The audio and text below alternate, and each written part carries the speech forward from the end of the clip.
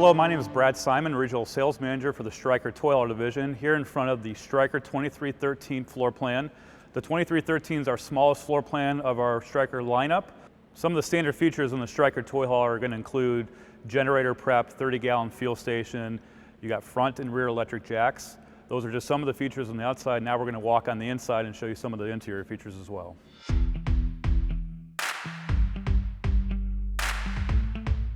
Okay, we're inside the Stryker 2313 floor plan.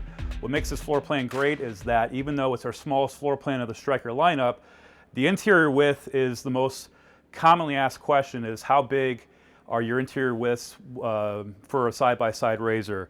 And the answer to that question on the 2313 is from the base of this cabinet to this cabinet here is going to be 74 3/4 of an inch.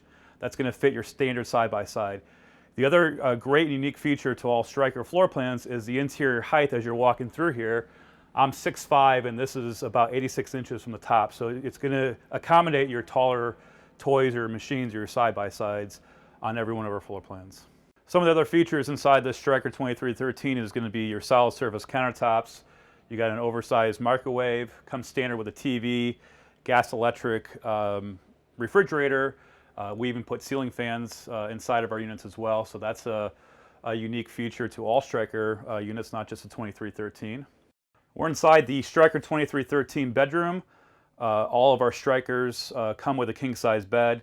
It also comes with a king bed slide system, and I'll demonstrate that right now. You can move this bed over to the right to allow more room over to the left, and you can slide this back over to the left to allow more sitting room on this side as well. Wardrobe cabinets on both sides, and you've got some USB ports above in the lighting as well.